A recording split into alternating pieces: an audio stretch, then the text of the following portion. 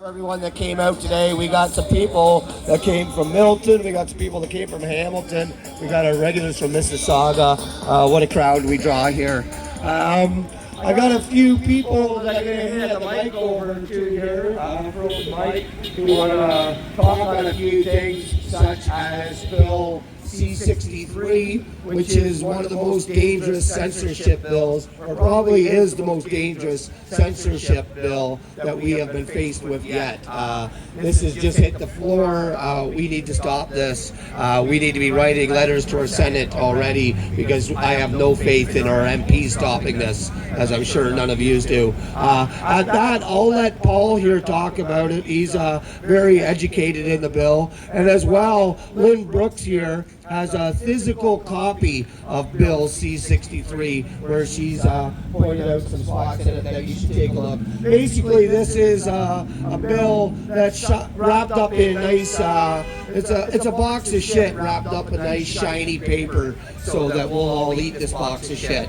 So we got to look past the cover page of it and see what this bill is all about. We all know if we hear the words protection, safety, children, our alarms should be going off, which they are, which is good. We just need to make more people aware of this so we can stop this bill dead in its tracks. At that, I'll hand it over to you, Paul. Paul came all the way from Hamilton today to protest this bill, to try to inform people about it, so I thank him for being here. Thank you so much. My name is Paul Fromm. I'm with the Canadian Association for Free Expression. I represented a number of people who were charged under the old Section 13 of the Canadian Human Rights Act, and I'm happy to say I never won a single case. I'll tell you why a little later. I told all my clients you'd be better off getting a real lawyer. I know a lot about it, but I'm not a lawyer. I'm an honest person, but I'm better than nothing. Anyway, Bill 63 is probably the greatest threat to freedom since the Second World War, and maybe further back. The freedom of expression is really on the line. And I think we need a little bit of background here. The Ottawa elite, particularly Trudeau and the gang, hate you. They hate the working class Canadians. They look down on them as stupid hillbillies, country and western loving people with the wrong social attitudes who can't do anything. That's why they have to organize for them. Did they ever get a surprise in January 2022? The truckers' convoy absolutely shocked them that these despised working Canadians got it together, organized from coast to coast, had support from city to city, from town to town, all along the 401, and raised over $20 million. $20 million? How did these dummies do it? And that's why, for what was only a parking problem in Ottawa, they invoked the equivalent of the War Measures Act, the Emergencies Act. This was pure, naked vengeance. Well, this is step two. This bill is meant to suppress discussion on the internet. It's quite long and complicated, so I'm only going to deal with a couple parts of it, but they are scary enough. Section 13 is back. Now, Section 13 was part of the Canadian Human Rights Act, and in the early 2000s, it was used to go after people for expressions on the internet that were likely to expose to hatred or contempt privileged groups, race, religion, sex, sexual orientation, sexual mixed-upness, etc. There were about 30 cases. Every case, the government won, with one exception. Now, when you look at the law where nobody ever wins, you've got to wonder about that law. This is not North Korea. We've got laws against murder, but people regularly meet the charges. Armed robbery the same, and DUI. People get acquitted. But under Section 9, Section 13, there were no acquittals. Well, there was good reason for that. There was no defense. I know, I tried them. The only defense would be, I didn't do it, I didn't post it. But as long as you admitted that this was my posting, there was no defense. Because the criteria was so low, likely to expose to hatred or contempt. Okay, what's likely? Well, if you're an optimist, you're going to say, the sun's going to come out soon. If you're a pessimist, you're going to say, it's going to snow. What's likely? They're trying to deal with that. They never had to prove that anybody ever changed emotionally. Oh, I read that, and I used to like this group, but now I hate them. They never brought any evidence like that. It's hard to know what hatred is. But what about contempt? If I say, quite frankly, your cooking sucks, I guess that's showing contempt. In other words, you're not able to criticize these privileged groups. So in the end, you think, well, what I said was true. Truth is no defense. As I say, Kim Jong-un would have been happy with a law like this. Okay, the conservatives got rid of it in 2014, but now it's back. And as they say in advertising, and it gets better. It gets better because now the fines can go up to $70,000 for postings that you make on the internet that are not criminal, but might be considered exposing privileged groups to hatred or contempt. And that's race, religion, sex, sexual orientation. Now I know some of you may have in the back of your mind, well, but people say hateful things about white people, we can go after them. No. Well, what about hateful things about Christians? No, because in the Walcott case, the Supreme Court in 2012 said because those groups, whites or Europeans and Christians, are not minorities, the law doesn't cover them. So it's quite okay to hate you all they want if you're a Christian. So now the fines are up to $70,000, and as the salesman says, it gets even better. We know that our opponents are for the most part, snowflakes. We know the pitiful cries from the snowflakes in Ottawa about the honking and the noise during the truckers. It's okay. Snowflakes are in a perpetual state of being afraid. They're always afraid. Okay, if a complainant to the Human Rights Commission feels that they might be threatened or in danger, if they can convince in the human rights area, they don't call them a judge, they call them a member. We always had a lot of laughs on my side of the room about the link member up there, but I shouldn't tell jokes like that, should I? Anyway, if a member is convinced that the complainant, the snowflake, may be in some danger, they can rule that the complaint can be anonymous. We have suddenly demolished 1,000 years of Anglo-Saxon law where you have the right to face your accuser. And I say, if you want to ruin my life with a human rights complaint, at least show your ugly face and your name in the tribunal. But there may be cases where you won't even know who that complainant is. Okay, that's the human rights area. Bad. Criminal code, even worse. The so-called hate law is being revised. Now, the hate law is section 318 and 319 of the Criminal Code. 318 is willfully promoting genocide. 319 is willfully promoting hatred against privileged groups. Okay, right now, and I don't think there's ever been a conviction, but for promoting genocide, it's a 5-year maximum. It will now be life imprisonment. Now, as far as I know, the only way you can get life imprisonment in Canada now is treason or first-degree murder. So running your mouth on the internet could send you to prison for life?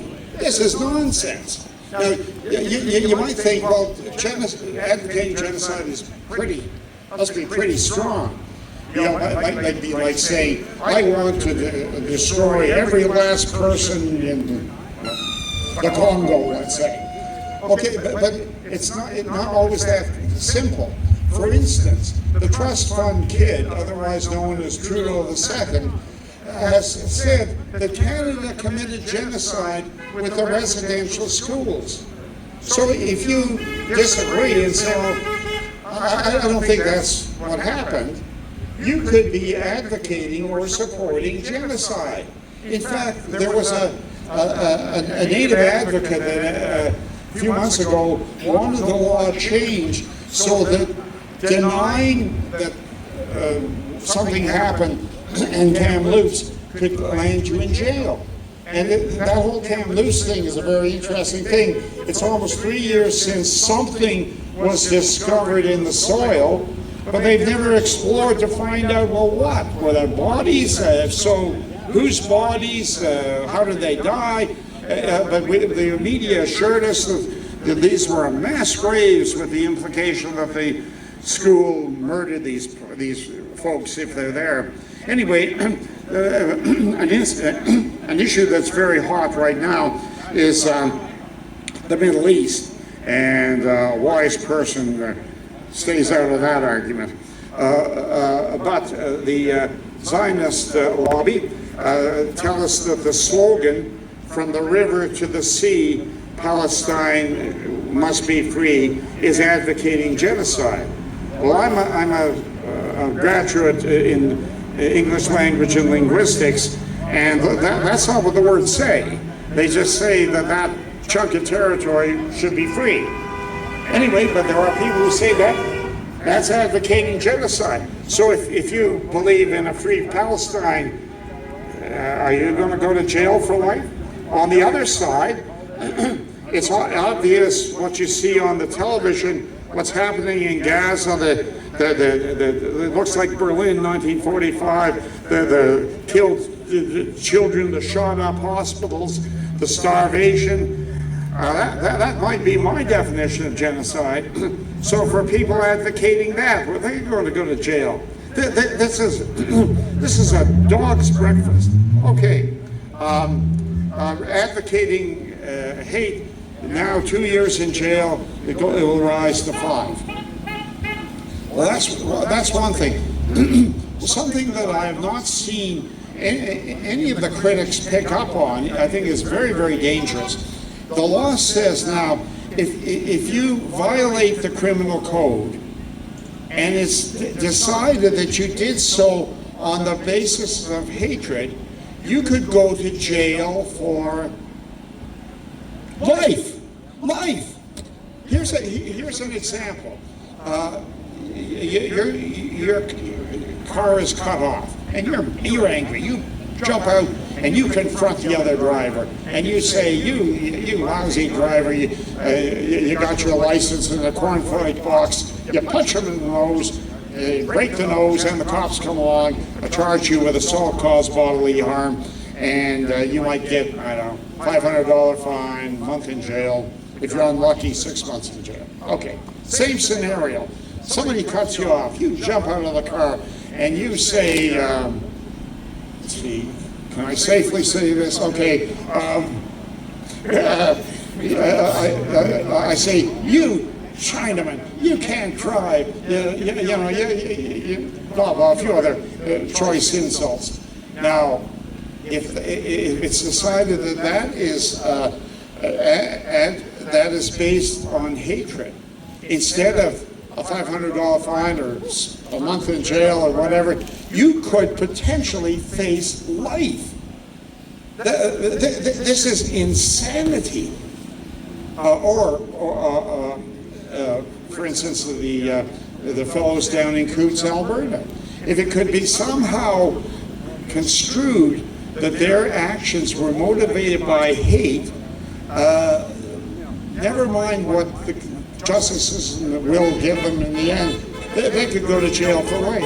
This is a way of suppressing opinion. And I'll leave you with one final horror story. We know we live in a snowflake nation.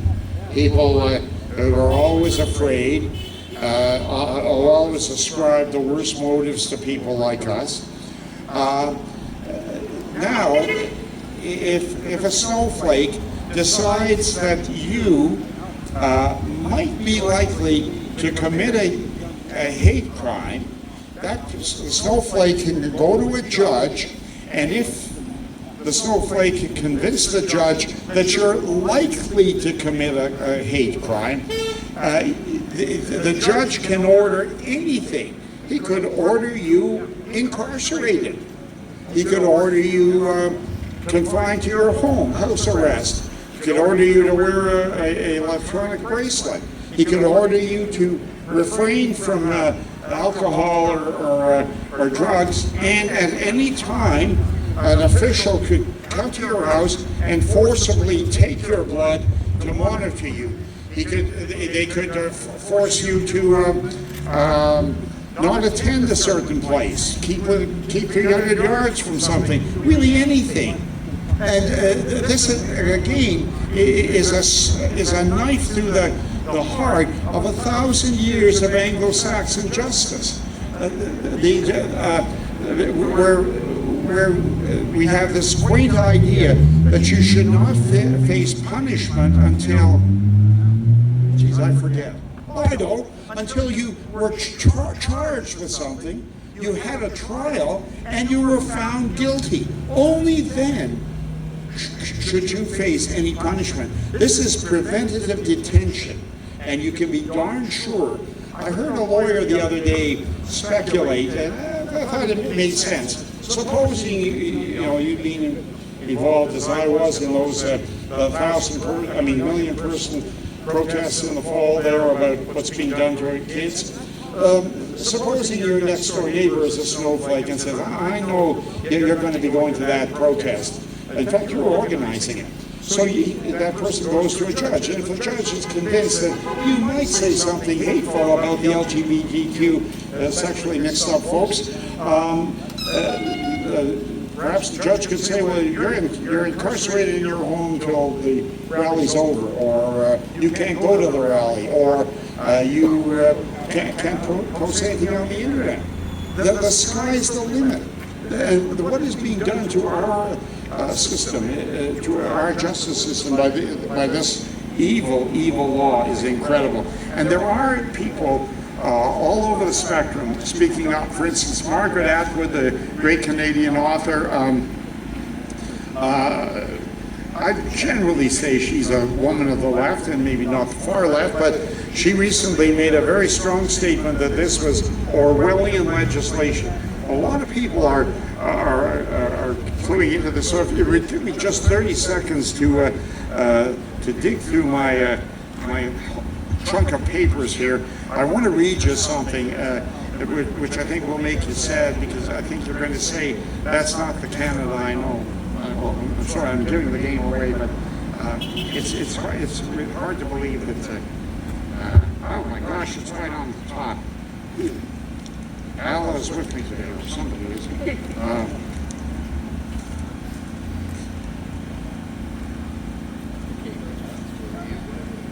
Okay, I'd like you to listen. I'd like you to listen very carefully and very respectfully. I am a Canadian, a free Canadian, free to speak without fear, free to stand for what I think is right, free to oppose what I believe is wrong. This heritage of freedom I pledge to uphold. Does this sound like your Canada today? Once again, I'm a Canadian, I'm a free Canadian, free to speak without fear. All through COVID, were your neighbors free to speak without fear? Are we free to speak without fear? This is actually... Who's that quoting? This is actually from John D. from Baker's Bill of Rights. This is Canadian law, but you wouldn't know it. I'm a free Canadian. I hope one day we can gain that back, because that should be our heritage. Freedom. That's what those men commemorated in that statue over there fought for. Our freedom, but we're losing it. And not to end on a note of doom and gloom. Okay, that's the gloom. What can we do about it? You've got to go and visit your MP. I don't care whether he or it are liberal, NDP, conservative, bloc. Well, I guess not really bloc Québécois here, but that personal touch is important. And if you feel a little nervous, bring along a friend. The pro-Palestinians have really shown us how to do it. They have inundated the MPs, not just with petitions, but in person. They go and see them, and they make their case. And I think this is a very easy case to make. This bill is a blueprint for tyranny, and Kim Jong-un would probably be jealous. Thanks so much.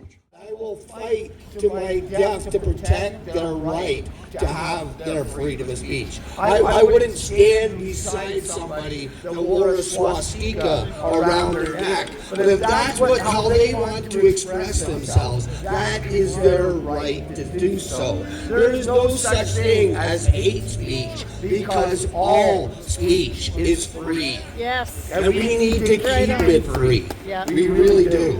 Thanks, Jeremy. Because once we lose it, who gets to dictate what hate speech is? Where's the discretion there? Who chooses what hateful is? That's why there's no discretion. All speech is free. All right.